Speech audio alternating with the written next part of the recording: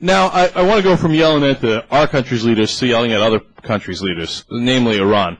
I mean, if you thought Dick Cheney was psychotic, wait till you get a load of the leaders of Iran, the Supreme Court and its supreme religious leader, as well as its president, Mahmoud Ahmadinejad. So, here's what they're doing. The Supreme Court of Iran just passed a decision saying it is okay to murder people if you consider them morally corrupt. Just think about that for a second. And you're not hearing it wrong. If I think someone is morally corrupt, let's say, RJ and I get into a dispute later today, and he says, oh, by the way, once I cheated on my girlfriend. And I said, you're morally corrupt. In Iran, it is legal. It is legal for me to kill him, to cut his throat, or to stone him to death, or to shoot him in the head. It's legal. And then and get a load of this. If it turns out that I'm wrong, and RJ was not, quote-unquote, morally corrupt, and by the way, you can be morally corrupt for about anything, okay? And I'll give you the guidelines in a second.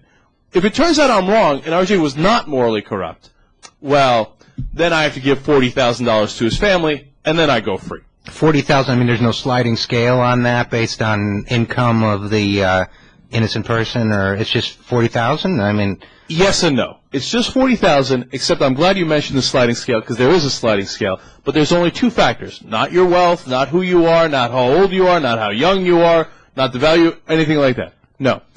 Actually, I wouldn't have to give your family $40,000. You give $40,000 if it's a Muslim male. Ah, but if you're not Muslim, so I only have to give $20,000. Oh, I see. Okay. Okay, now, but the other that's thing, the Jew discount. That's the okay. Got it. All right. Right. That's one discount. You can get a discount for something else. What's that? I'm a woman. Exactly. There you go. How much is that? That's also $20,000. That's $20,000. Okay. So a Muslim woman equals a non-Muslim man. So you can take out. So if your wife cheats on you, or somebody else's wife cheats on you with a non-Muslim male, you can take them both out for the cost of one Muslim. No, actually... I mean, I'm always looking for a bargain. That's just the kind of guy I am. Well, RJ, that's good thinking, but the bargain here is you get to do that for free. That's right. It's only if I'm wrong. No, exactly, because that is one of the things that is under the morally corrupt banner. Armed banditry? Obviously, kill them. Don't even ask any questions. But that one, it's on a relatively speaking, I get, right?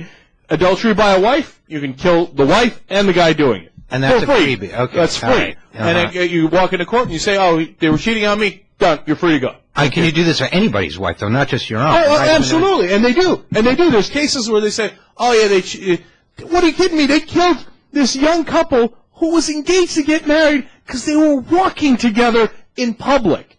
They killed them, and the Supreme Court just let them go, saying, hey, look, if they were walking together, I don't care if they were engaged, morally corrupt, you were right to kill them. See, you know what's horrible about this? Persia used to be the most civilized, advanced, literate, beautiful country in that part of the world, and now they're living under the oppression of these maniacs. They are. They're absolute maniacs. And Persia, of course, one of the great empires in world history, and it's now run by a bunch of cavemen.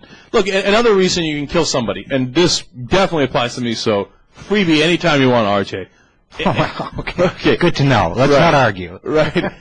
Insult to the Prophet Muhammad. Uh-huh.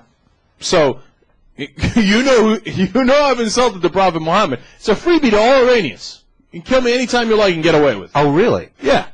Now, does this apply everywhere or just in Iran? Well, you know... Or don't they say? It applies to Iranian laws. So if you kill me here, you're probably going to have to deal with the U.S. justice system. Yeah. But if you kill me here and you run away to Iran and you go to Iran's Supreme Court, the Iran Supreme Court goes, oh, he insulted the Prophet Muhammad. Obviously, you should have killed him. You're free to go. Now, if it turns out I insulted Muhammad, who's my neighbor down the street, right, instead of the Prophet Muhammad, honest mistake, but I'm no longer a Muslim, so that's $20,000 you pay my parents, and then you're free to go. And by the way, for those of you who don't get it, you can also just kill anybody you like and say, oh, I thought he had insulted the Prophet Muhammad. My bad, here's $20,000. It allows rich people to kill people for a fee. What is the Farsi for my bad? Because I think it's going to be a popular phrase right now. That and can I borrow $20,000 are going to be very popular phrases. But, you know, the thing that really gets me about all of this, and it really does, is the fact that our own policy there is driving, you know, is polarizing and making these madmen even more popular in their own country. Because when Ahmadinejad won, he barely squeaked in. But by the way we've mishandled things over there, he's exploiting all the anti-American stuff. If we could get smarter with that stuff, we could drive these nuts out of power and hopefully give these people a chance to reform their country a little bit, because a lot of people over there want to do it. RJ, the reason I agree with you is because I don't believe that a majority of Iranians agree with this. And in fact, there was a good deal of outrage at the Supreme Court decision, and other times that they've done it before, there's also been outrage. And so I think that if we had the right policies, we can drive most of Iran to be on our side. And because they look, the reformers were winning every single election until we invaded Iraq. Okay, that's an absolute fact. That's undeniable. And every reasonable Middle East expert tells you, hey, listen, Iran was driving towards democracy, reform, and secularism rather than fundamentalism until there was a significant threat and nationalism took over.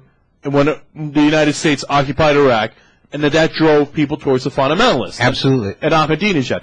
Now, look, then the conservatives, in a great fit of irony, say, oh, and I saw O'Reilly doing this yesterday, oh, yeah, you see that?